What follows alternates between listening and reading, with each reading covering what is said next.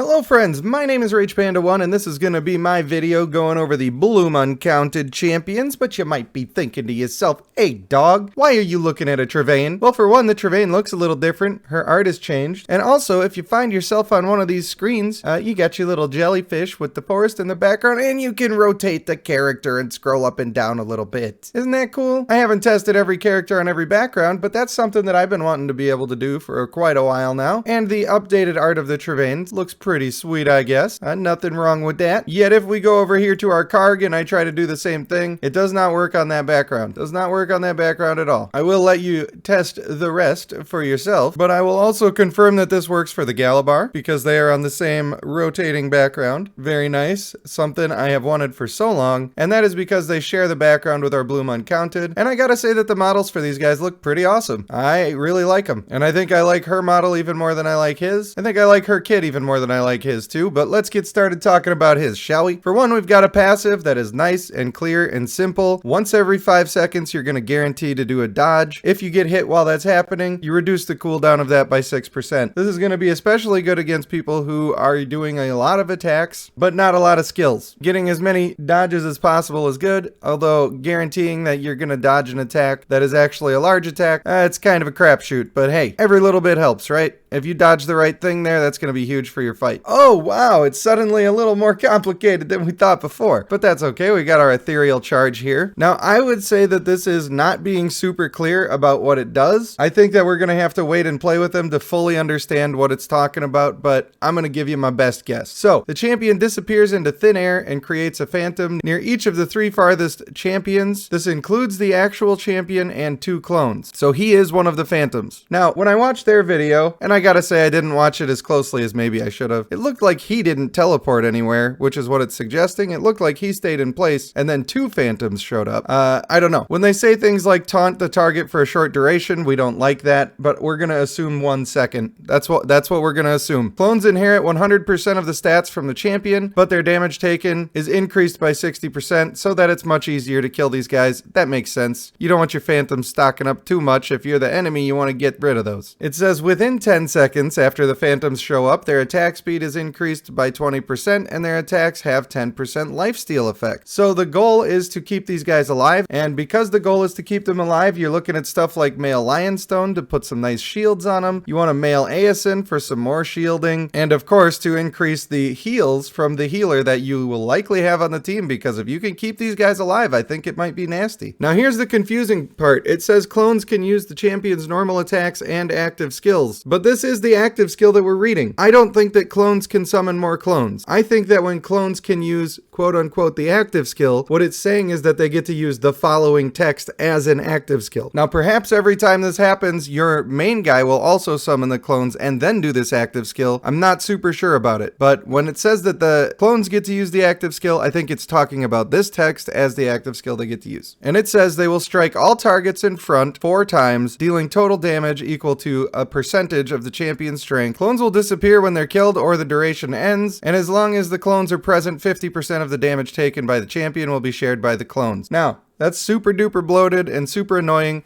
I wish they would tell us how long the clones actually lasted for. We know it's at least 10 seconds because that's how they get their full buff. So hopefully breaking it down into the 2 sections of the clone summoning and all of their stats, and then the actual skill that does damage, hopefully that makes it a little easier to understand. Now for Shimmering Lunge, this locks onto the target and then summons 3 phantoms to attack the target from multiple directions, each dealing damage equal to 200% of the champion's strength. If the clones from the skill Ethereal Charge are present, they will also summon phantoms and attack their targets. If this skill kills a target, the champion immediately restores 15% of max health. Well, that's a whole lot more questions than it is answers, because in the first skill, it said that it could use their normal and active skills. It doesn't say anything about using the ultimate skill, and now the ultimate skill text says that the phantoms get to use the ultimate skill. So I wish that they would be a little more consistent and well thought out with what they're typing in the game here, but I think I understand how it's supposed to work. Even though it says there's a time limit on the phantoms from the active skill, I think the goal is still to keep them alive at least long enough enough to do this ultimate skill. And who knows, do you get the heal if one of your phantoms who summons phantoms gets the kill with the damage that they're doing? It's hard to say. I do think it's possible that this guy could be really good, but it's just a bunch of questions when you get a bunch of these bloated kits that they're not really very clear about how it all works. They don't give us all the numbers that we need, and so it's gonna be a gamble. I think it's gonna be safe to summon. I think he's gonna be good though. That being said, if you just summon him on a pure DPS team and just put pure DPS stats on him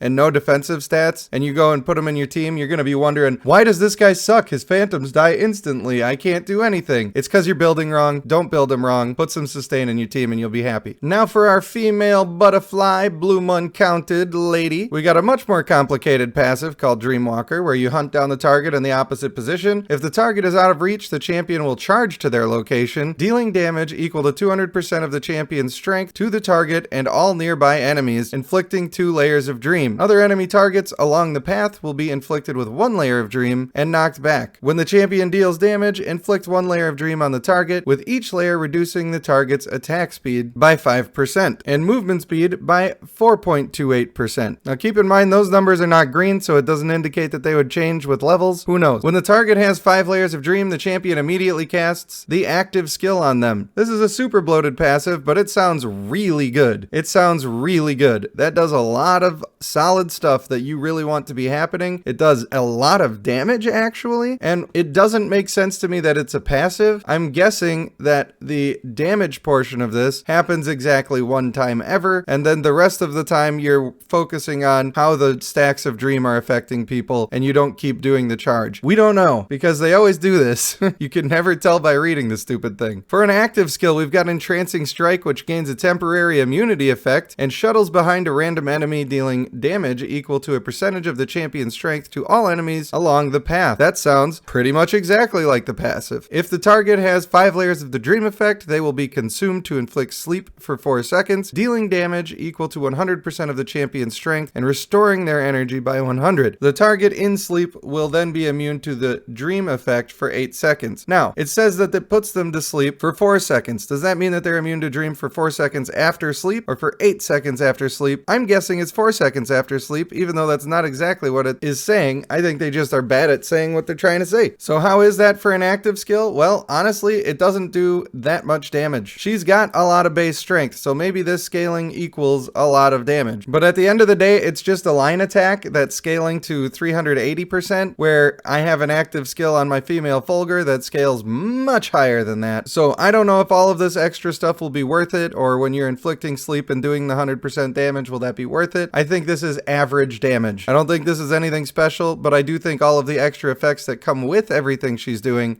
make it good. So if you're looking for pure damage, so far, this is not the one, but I think she's going to do decent damage. For her ultimate, she casts Dream Seeds across the battlefield and once per 2 seconds over the next 8 seconds, randomly picks an enemy target to inflict 1 layer of dream. While active, increases the champion's attack by 30%, and when the champion is attacked, they will become invincible for a short duration and teleport toward the attacker, dealing damage equal to 300% of the champion's strength to it and all nearby enemy targets. This effect can be triggered up to 3 times for the duration. Now, let me ask you guys something. Did you think that we needed another assassin with multiple forms of immunity to damage? Because I don't really think that's what we needed. Now, it's likely that the active skill, when they say immune effect, they actually just mean crowd control immunity. But they didn't say that, did they? They just said immune. So immune to what? Crowd control? Damage? Both? I think it's safe to assume crowd control. The only thing that's good about this is that these immunities and invincibilities are for short durations while she's dashing, and I don't think it's going to be nearly as bad as She Who Shall Not Be Named. So, if you're not somebody who can appreciate all of the extra effects that are going on and all of the extra debuffs that you're putting out on the enemy team, and all you look at is how long did this person survive on their own against 5 enemies, how much damage did this person do in the total battle every time, you might not be impressed with her. But if you're able to see the bigger picture and appreciate all of the extra things that she's bringing to the table, I would say that she's going to be extremely good. Now, I think it remains to be seen on the male version if he's going to be really good. It depends on how his pets work. work. If it's like every other pet where they instantly die, then he's going to be absolutely terrible. If they're moderately tanky and you can actually get your combos to go off, I think that he's going to be pretty good as well. So should you summon on these guys? I don't know. Do you like them? You don't have to summon every single person. I think they're good. I think they're fun. And if I was still pursuing getting my account at the top level that I want it to be at, you better believe I'd be summoning them. I think they look really fun. So I may not make it to a place where I'm making build guides for these. So I'm going to give you a set of traits that I think, based on just reading this, would be better for them. Her ultimate is giving her a lot of damage. It's giving a lot of debuffs on the enemy, and it's giving her time frames of immunity. This means that for sure you want to go Speedy Boy. It's giving you defense, offense, and utility. There's no reason to not maximize that. So I think the Speedy Boy build on her is going to be great. That's going to be brutal, energetic, focused, and agile. Now, some people have been saying that aggressive is just scaling better than brutal, and that even if you have level 1 aggressive, it's better than brutal could ever be. I'm not going to test that. I don't care. Okay, so if you want to go find that information and see if you should put aggressive instead of brutal, that's on you. I'm not doing that. I'm not interested. For the male, I think his ultimate is also super good, and we also want to get a lot of them off early, but the problem is we do not want to be getting that ultimate off before we get our active skill off pretty much ever. But what we do want to do is we do want to be very tanky, because if we are very tanky, it makes all of our guys very tanky because they get a bunch of our stats. So we definitely want energetic. We definitely want brutal. This is another situation where I think aggressive would be really good, whether it's broken or not, because it says that they're getting the base stats. It doesn't say they're getting the traits. Now, maybe they are, and if that's the case, then I think Steadfast would be the right answer for the last trait here, just to help keep them alive as long as possible. So I would be going energetic, brutal, aggressive, and Steadfast on this guy, and I would just be hoping that that Steadfast shield applies to his phantoms. Now, for their clan trait, I don't have access to look at it yet. It's not in the game unless you got the characters, which is such a failure. They should put it in the Renowned Champion screen. But based on their video where they showed no percentages, I would say that it has potential to be really good. And if the percentage is not high enough, it's not going to be good at all. It needs to hit a certain threshold where it's better than having brutal, fierce, or aggressive. Otherwise, there's no reason to put it on. So in all likelihood, it's going to be a really good trait to have on these characters and not something you go out of your way to put on. I hope that this was able to clarify in some small way how those crazy skills actually work. I know they're a little wild. I do think these characters look pretty fun, and I will be streaming to summon them for my own account and for other people's account a little bit later tonight. That's going to basically be happening exactly at the reset when the people are launched to be summoned. For now, I want to thank you for watching. I have been RagePanda1, and I'll see you in the next one.